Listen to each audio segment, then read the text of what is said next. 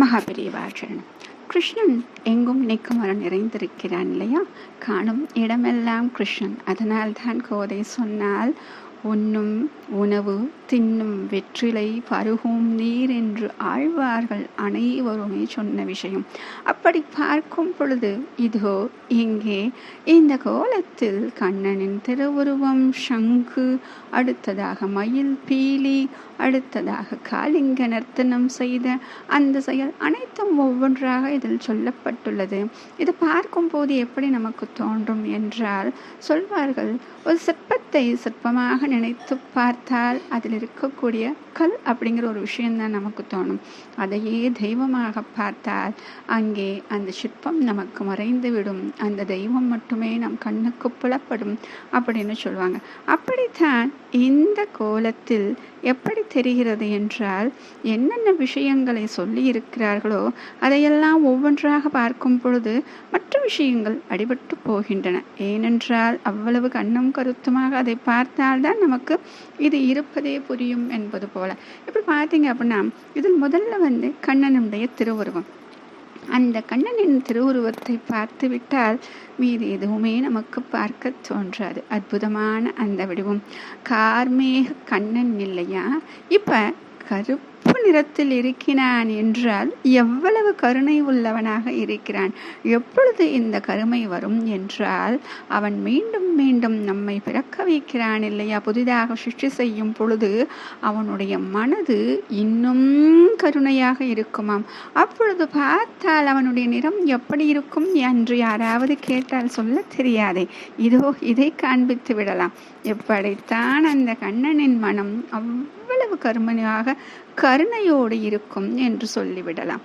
அடுத்ததாக அந்த அம்பரீஷனை காப்பதற்காக அந்த சுதர்சன சக்கரம் எப்படி துரத்தி கொண்டே துருவாசரை துரத்தி கொண்டே ஓடியதே, அந்த சுதர்சன சக்கரம் அதை கண்டுவிட்டால் வேறு எதையும் நம்மால் காண முடியாது. அடுத்ததாக இந்த புல்லாங்குழலின் மேல் நர்த்தனம் ஆடுவது போல கண்ணன். புல்லாங்குழல் கைகளில் வைத்திருந்தாலே அழகு. அடுத்தது அவன் அந்த புல்லாங்குழலில் நர்த்தனம் ஆடுகிறான் என்றால் அந்த இசை எப்படி வருகிறது என்றால் அவனுடைய தாளத்தில் வருகிறதாம். அவன் நடந்து செல்லக்கூடிய அந்த தாளத்தில் அவன் சிரிக்கும் பொழுது அந்த மெல்லிய சிரிப்பில், அடுத்ததாக அவன் பேசும் பொழுது கொஞ்சி கொஞ்சி பேசக்கூடிய அந்த பேச்சில், இப்படி ஒவ்வொன்றாக சொல்லிக்கொண்டே போகலாம். அனைத்தும் காற்றை தொடர்புடையது தானே. புல்லாங்குழலும் காற்றில் கலந்து வருவது தானே. அந்த காற்றை அடக்கி ஒவ்வொரு துளையாக மாற்றி மாற்றி வாசிக்கும் பொழுது அந்த புல்லாங்குழலில் இசையாக வருகிறது. அப்படித்தான் இந்த புல்லாங்குழல் தெரிகிறது. அடுத்ததாக அந்த சங்கு, பாஞ்சஜன்ய சங்கு, அந்த சங்கின் ஒளியை கேட்டுவிட்டால் எதிரிகள் எல்லாம் என்ன பாடுபட்டார்கள் என்று அந்த மகாபாரதத்தில் குருக்ஷேத்திரத்தில் நாம் கண்டோமே. அடுத்ததாக மத்ஸ்யாவதாரம் செய்தானே அந்த அழகு, அந்த பச்சை நிறத்தில் அந்த கருப்பு நிற கோடுகளும் பச்சை நிற வண்ணமும் சேர்ந்து அந்த மத்ஸ்யாவதாரத்தை தான் நமக்கு காட்டுகிறது. நொடிக்கு ஒரு தரம் தன்னுடைய உருவத்தை பெரிதாக்கி கொண்டே சென்ற அவதாரம். வாமன அவதாரத்தை நாம் சொன்ன அடுத்த நொடியே, பிறந்த அடுத்த நொடியே வாமன அவதாரமாக 7 வயது குழந்தையாக வளர்ந்தார் என்று சொல்வோமே. அப்படித்தான் இந்த மத்ஸ்ய அவதாரம் நொடிக்கொரு தரம் தன்னுடைய உருவத்தை விரித்து கொண்டே அடுத்தது அந்த வானுயர இருந்த அந்த மத்ஸ்யம் போல் இருந்தது என்று சொல்வார்கள். அப்படிப்பட்டது. அடுத்ததாக அந்த மயில் பீலி. இந்த மயில் பீலிக்குத்தான் என்ன ஒரு பெருமை! தன்னை தவிர இந்த கண்ணன் யாரையும் ஏறெடுத்து பார்க்க மாட்டான் என்று. அதற்குத்தான் என்னே ஒரு கர்வம் இருக்காதா பின்னே? அவனுடைய புல்லாங்குழலை கேட்டாலே நான் கேட்டேன் என்று கௌரவமாக நாம் சொல்கிறோம் என்றார்.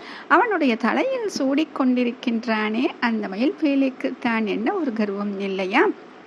அடுத்ததாக அந்த காளிங்க நர்த்தனம் ஆடிய பொழுது கூட அவனுடைய பாதத்தில் எப்படி இருக்குமாம்? அந்த பாதம் அந்த பகைவனை அழிக்கும் போது கூட கருணை காட்டக்கூடியதாகத்தான் இருக்குமாம்.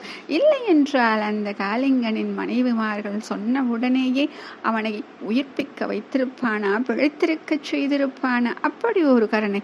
எப்படியெல்லாம் கலந்த ஒரு கோலம் தான் இது. எதை காண்பது, எதை விடுவது என்று தெரியாமல் நம் கண்ணுக்கு விருந்தாய் இந்த மார்கழி மாதத்தில் சொல்லக்கூடிய ஆண்டாளின் அத்தனை விஷயங்களையும் ஒரு கோலத்தில் அடக்கி இருக்கிறது என்றால் எவ்வளவு பெரிய விஷயம். ஆண்டாள் 30 பாசுரத்தில் பாகவதத்தை சுருக்கினாள் என்றால் இந்த கோலத்திற்குள் அந்த கிருஷ்ணனையே சுருக்கி விட்டார். மகாபெரியவா சரணம்.